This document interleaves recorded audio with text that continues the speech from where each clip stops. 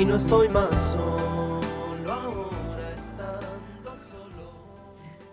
12:06, ya nos metemos de lleno en la tercera hora del programa. Se había prometido una charla con alguien que espero nos ayude a entender la economía que viene. No, no que nos dé buenas razones para ser optimistas, no, no, bueno, que sea equilibrado, como yo sé que lo es. Del otro lado de la línea está Francisco Balash, y es un amigo de la casa. Francisco, ¿cómo estás?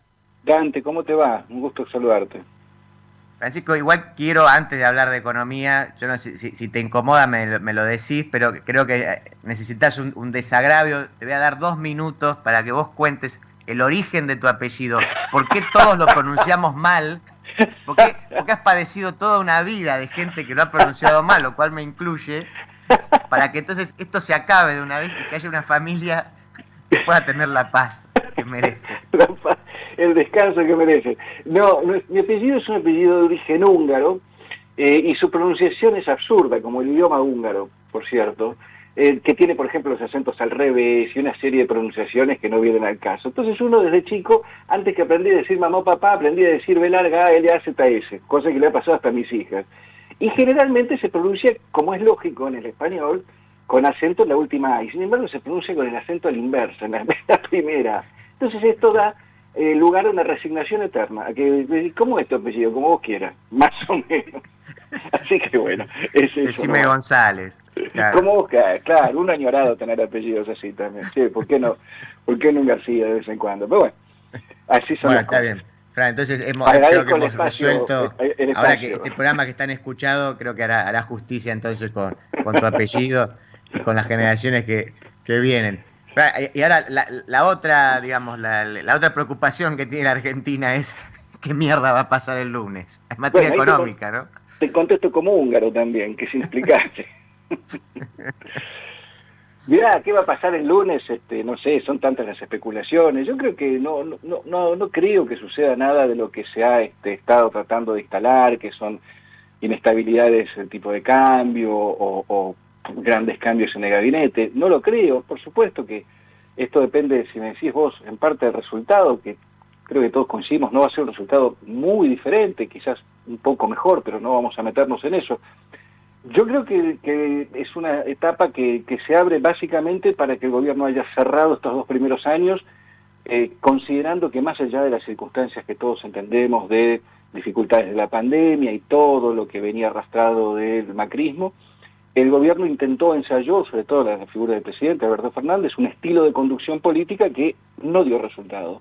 Y no dio resultado en lo concreto que es en la revalidación electoral, y no dio resultados en cuestiones económicas, y no digo de salir rápidamente del pozo que implicó el macrismo o misma la profundización de ese mismo pozo de la pandemia, sino en dar respuestas a problemas estructurales, al menos de plantearlos explícitamente y de tener un norte. Entonces creo que hubo en estos 2 años una sobrevaloración a la figura del presidente, de él mismo, de creer que esto era mucho más sencillo, que con ser un hombre de acuerdos en TN vos ibas a trasladar esos acuerdos de TN al plano nacional, a los intereses corporativos, a las grandes concesionarias de servicios públicos, todos temas que no se han mencionado ni se mencionan. Entonces me parece que lo que se cierra es un capítulo de la conducción política económica que no ha dado resultado. Y que eso se verifica no solamente en los votos, sino en datos reales. Vos me decís, bueno, pero hace un tiempo que efectivamente hay medidas, hay variables de la economía que están mejorando. Sí, claro, y van a seguir mejorando sin pandemia, sin duda. Y los 2 próximos años van a ser mejores también, sin duda. Ahora, ¿van a ser suficientes o es todo lo que se puede esperar de 2 años en los que uno podría, no desear a manera de grandes utopías, encarar por lo menos procesos de transformación que no los vas a ver en 2 años, pero que sabés y estás dándole señal a una gran mayoría de la sociedad que te puede acompañar, a que tus directrices a futuro van por este lado. Pero explicitar las cosas que el gobierno no hace. El gobierno ha tenido esta absurda idea de decir que hay objetivos, esto ya lo hemos charlado, Dante, sin explicitar caminos directos, más allá de algunas grandes consignas con las que obviamente todos consideramos o coincidimos, que bueno, nos merecemos un país mejor, queremos volver a ser ese país. Bueno, eso no es propio de una conducción que esté a la altura de las circunstancias tan difíciles que nos toca y ante los desafíos tan fuertes que tenemos. Y termino con esto, ante una oposición que te está cacheteando todos los días y que si puede, más que cachetearte, también lo va a hacer. De manera que lo mejor que se puede esperar por ahora es, o lo que uno desearía es aprovechar 2 años de la experiencia obtenida, que no fue positiva en varios aspectos, y encarar estos dos, no solamente dando respuesta a lo que son las medidas más urgentes y a la inercia propia de recuperación que tiene todavía la economía argentina, por más dañada que esté, sino empezar a plantear objetivos más de fondo, que reitero, sean lo que te propongas como continuidad en un futuro gobierno después del 23. Si no, la agenda del gobierno es corta, pero corta realmente, y eso es muy poco alentador también para a quien convocás. Vos vas a convocar o vas a lograr, supongo yo, esto es una máxima que todos conocemos en la política, en la medida en que tu convocatoria sea lo más, tenga la mayor cantidad de adhesiones o motive un horizonte más de expectativas mejores. Bueno, estas abstracciones se tienen que traducir en cosas más explícitas, más concretas. Entre ellas, por ejemplo, una definición más clara respecto al fondo, bueno, a lo que se va a hacer con el fondo. Así que creo que va a ser un gobierno que va a tener 2 años en condiciones mucho mejores, que por supuesto es lo que las ha transitado, y va a tener algunos correlatos en variables económicas que podrá exhibir mejor seguramente en el 2023. Habrá que ver si eso alcanza, por supuesto, ¿no? Ahora, Francisco, como mencionaste lo del fondo, y que bueno, está claro que hay una negociación y que los detalles no van a salir, pero ¿qué crees que puede ocurrir con el fondo y cómo eso va a repercutir en el corto y en el mediano plazo con el gobierno o en todo caso con el que venga? Mirá, ahí yo de vuelta planteo el tema de la conducción política respecto a la negociación con el fondo. Yo no dudo que si no se ha cerrado un acuerdo hasta ahora con el fondo es porque ha habido una reticencia del gobierno a cerrar un mal acuerdo o un acuerdo desfavorable a la Argentina, eso yo no lo pongo en duda. Lo que creo es que, bueno, ahora lo ha empezado a decir en los últimos 40, 50 días, quizás la voz de Alberto Fernández se ha escuchado más firme respecto a no hacer un acuerdo que sea, bueno, esto que ya se ha dicho tantas veces, que caiga sobre el peso de los sectores más desfavorecidos, menos favorecidos en esta situación. A mí me parece que la batalla del fondo es una batalla política que hay que darla muy, muy seriamente y que conlleva ciertos riesgos, pero conlleva los riesgos de la grave situación que estás padeciendo, porque acá el objetivo sería decir, bueno, estamos en medio de una crisis profundísima, tenemos 50% de pobreza, un aparato productivo bastante rengo, por más que recupere, y problemas estructurales que están ahí como si fuesen irresolubles. Entonces decís, bueno, bajo esa perspectiva lo del fondo es una desgracia que en algún momento tendremos que enfrentar, y yo creo que lo del fondo es una gran oportunidad para tener una profunda discusión política que encierra la historia de la Argentina de los últimos 70 años. Es un tópico esencial el endeudamiento, de todos los procesos que han habido de endeudamiento, por lo menos en los últimos 45 años, y que tenés que ponerlo sobre la mesa y discutirlo muy fuertemente. Y alguna vez hemos dicho, y terminar con esta estupidez de la épica del peronismo viene a resolver los problemas que genera el neoliberalismo. No, acá el neoliberalismo se tiene que hacer cargo de los desastres que generan, y no el peronismo ser el sanador.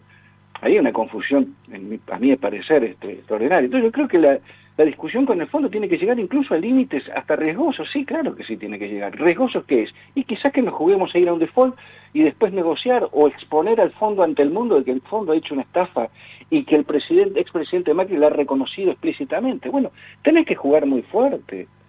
Pero si no estamos con esto ahí, pero no nos da la correlación de fuerza, toda esta zaraza que venimos discutiendo desde que asumió Alberto, que la correlación de fuerza, como si alguna vez nos fuera a dar favorable, o como la construís, porque si la construís también. Me parece que ahí hay y también es un ordenador político. Mirá, hay a veces circunstancias en la política que son sorpresivas o que a veces se te van de las manos y terminan siendo las que te reconvierten en una fuerza política más vigorosa. La 125 para el kirchnerismo, que fue una derrota en un punto, fue una conformación de un espacio que estaba todavía en proceso, después de casi 6 años, en proceso de formación. Perdón, 2008 estamos hablando de 5 años. Bueno, yo no digo que sea una gesta épica ni estudiantina lo del fondo, hay que tomarlo muy en serio, pero es un problema, y cualquier acuerdo que hagamos en lo inmediato sabemos que va a ser un acuerdo para renegociar en 3, 4, 5 años, pero sobre todo habilita un nivel de impunidad muy, muy escandaloso, y eso en la política vos no lo podés permitir, sobre todo un adversario como el que tenés enfrente. Ahora, Francisco, y ayúdame con los números, porque justamente lo mencionaste. a ver, creo que eso incluso hasta por estatuto, más allá de que el FMI finalmente hay momentos donde parece que el estatuto no le importa demasiado. Digo, la negociación posible tendrá que ver con algo que no podrá extenderse más allá de los 10 años. Y en todo caso, habrá discusión acerca de algún interés de más, interés de menos, y en todo caso, a partir de cuándo empezar a devolver ese dinero. Vamos a suponer, lo que también anda circulando por ahí, que habría una especie de entre comillas, de regalo de 2 o 3 años, al menos 2, de no pagar. ¿Es posible eso que Argentina pueda hacer frente a la sumatoria de los pagos del Fondo Monetario, vamos a suponer, a partir del año 2024-2025, más la sumatoria también de la deuda con los acreedores privados? O como recién dijiste ahí al pasar, bueno, evidentemente esto no se puede dar y va a haber que renegociar y vamos a estar en todo caso en 2 o 3 años volviendo a discutir esto así. Es exactamente lo que decís, es imposible. Hagamos una suma, un cálculo bien rápido. Imagínate, debemos al fondo, porque estamos olvidando la deuda renegociada y bien renegociada por Martín Guzmán con esa quita del 35% de agosto del año pasado. Pero es una deuda enorme que tenés ahí. Ahora, los 45.000 millones de dólares, vos decís, son 10 años. Pero empezás a pagar a partir del tercero, ejemplo, o del cuarto, te quedan 6. Dividí 45.000 dividido 6. Claro. Son casi 8.000 millones de dólares, 8.000 millones de dólares más intereses de capital. Eso es imposible. Y sumale por lo menos del otro lado, 2-3.000 millones de dólares por las patas. Y sí, vos vas a tener un nivel de endeudamiento anual de pago de intereses, todo de entre 11, 12 o 13.000 millones de dólares. Decime cómo, con un proceso de exportaciones que se sigue discutiendo en la Argentina si podemos exportar o no minería, si podemos exportar o no, hacer fracking o no, y te empezamos con las trabas de que, salgamos con la ley de salmón, pero importemos salmón de Chile.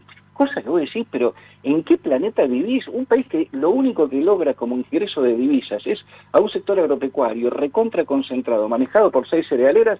Encima te pones a decir, no, guarda, pero mirá que no podemos traer de la minería, guarda que si no, los agrotóxicos, es una cosa inconcebible. Entonces, tampoco ahí, salvo, bueno, estos episodios espasmódicos de inversiones maravillosas que llegan, como ese hidrógeno verde.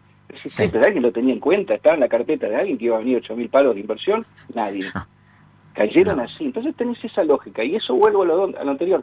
No tenés un proyecto económico ni un proyecto de conducción política de un proyecto económico que te establezca, vamos a ir por las energías renovables, como lo hizo el amarracho de Macri, pero por lo menos te decía, nosotros vamos a cambiar la matriz energética, después fue un negocio de ellos. Pero tampoco tenemos un horizonte exacto de hacia dónde va nuestro desarrollo, con qué herramientas, con qué sectores, con qué aliados tecnológicos, con qué tipo de capital, de inversión. No, eso no se dice. Bueno, entonces está complicado. Y Francisco, te hago la última también. Son todas preguntas en las cuales yo sé que en el fondo la respuesta es no sé, pero... Sí, como siempre. Por eso, pero el dólar, digamos, la situación del dólar, más allá de que obviamente siempre antes de la elección habrá 2 o 3 especuladores o 4 o 5 asustados que lo podrán subir para un lado o para el otro. Digo, la política que está llevando adelante el gobierno ahora en torno a tanto el dólar oficial como los dólares paralelos, interviniendo en el dólar MEP, pero haciendo al mismo tiempo que entonces te aparezca un supuesto dólar MEP Blue, etcétera, etcétera, perdiendo reservas bastante, incluso las últimas semanas. Digo, ¿eso es sostenible? ¿Qué imaginás que puede llegar a ocurrir respecto, por ejemplo, incluso de devaluar o acelerar la devaluación del dólar oficial o no, porque eso va a generar inflación? ¿Cómo ves toda esa maraña de cruces y posibilidades?